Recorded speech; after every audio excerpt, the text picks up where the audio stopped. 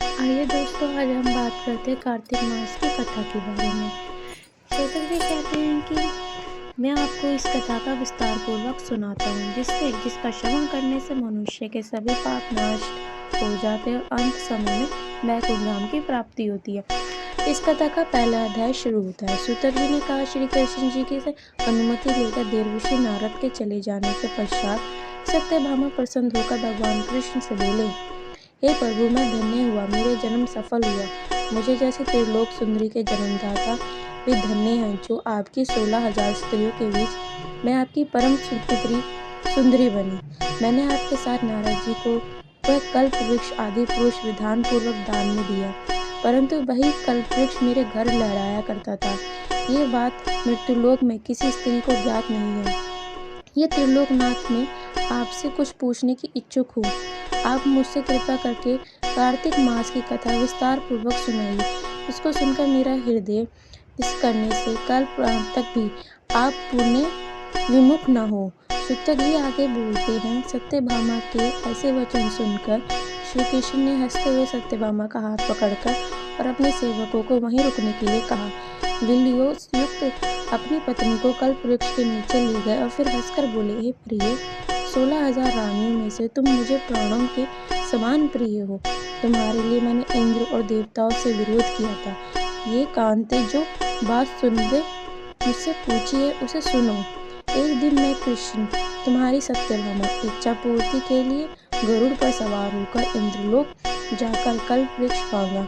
इंद्र द्वारा मना किए जाने पर इंद्र एवं गरुड़ में घोर संघर्ष हुआ और गोलोक भी गरुड़ जी के गौ से युद्ध किया। गरुड़ की चोंच की चोट से उसके कान और मूंछ कटवा कर गिरने लगे, जिससे तीनों वस्तुएं उत्पन्न हुई। कान से तंबाकू, मूंछ से गोभी और रक्त से मेहंदी बनी। इन तीनों का प्रयोग करने वाले को मोक्ष नहीं मिलता। तब गाओ ने भी क्रोधित होकर गरुड़ पर वार किया, जिससे उनके 3 पंख टूटकर गिर गए। इसके पहले पंख से नीलकंठ, दूसरे से मोर और तीसरे से चकवी उत्पन्न हुई। ये प्रिय, इन तीनों का दर्शन करने मात्र से वही शुभ प्रताप होता जाता है जो सुनने के लिए सत्यभामा ने कहा है। हे प्रभु, कृपया मुझे मेरे पूर्व जन्म के विषय में बताइए कि मैंने पूर्व जन्म में कौन कौन से दान, व्रत व जप नहीं किए हैं। मेरा स्वभाव कैसा था, मेरे जन्मदाता कौन थे और मुझे मृत्युलोक में जन्म क्यों लेना पड़ा। मैंने ऐसा कौन सा पुण्य कर्म किया था जिससे मैं आपकी अर्धांगिनी हुई। श्री कृष्ण ने कहा, हे प्रिय, अब मैं तुम्हारे द्वारा पूर्व जन्म में किए गए पुण्य कर्मों का विस्तार पूर्वक कहता हूँ, उसे सुनो।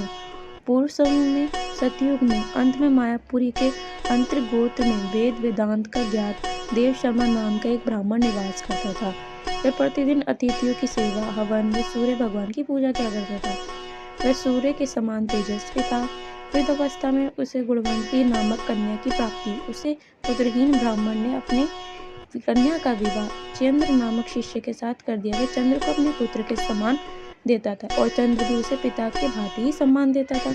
एक दिन वह दोनों कुश और समृद्धि लेने के लिए जंगल में गए। जब वह हिमालय के तलहटी भ्रमण कर रहे थे, तब उन्हें एक राक्षस आता हुआ दिखाई दिया। उस राक्षस को देखकर भय के कारण उन्हें अंग हिल हो गए और वहां से भागने में असमर्थ हो गए। तब उस काल में समान राक्षस ने उन दोनों को मार डाला। चूंकि वे धर्मतत्व थे, इसलिए वह दोष उन्हें मेरे वैकुंठ धाम में मेरे पास ले आया। उन दोनों द्वारा आजीवन सूर्य भगवान की पूजा किए जाने के कारण मैंने दोनों पर अति प्रसन्न हुआ। गणेश जी ने शिव की, सूर्य देवी, इन सब की पूजा करने वाले मनुष्यों को स्वर्ग की प्राप्ति होती है। मैं एक होता हुआ भी काल और क्रम में भेद से 5 प्रकार का होता हूँ, जैसे देव, देवता, पितृ, ब्रह्मता आदि नामों से पुकारा जाता हूँ। जब मैं दोनों विमानों पर आरूढ़ होकर सूर्य के समान तेजस्वी रूपवान चंद्रदान की माला धारण किए हुए मेरे भवन में आए, तो मैंने दिव्य भोग को भोगने लगे। एक दिन मैंने श्री कृष्ण और तुम्हारी सत्यभामा इच्छा पूर्ति के लिए गरुड़ पर सवार होकर कार्तिक मास की कथा का पहला अध्याय यहाँ पे समाप्त होता है।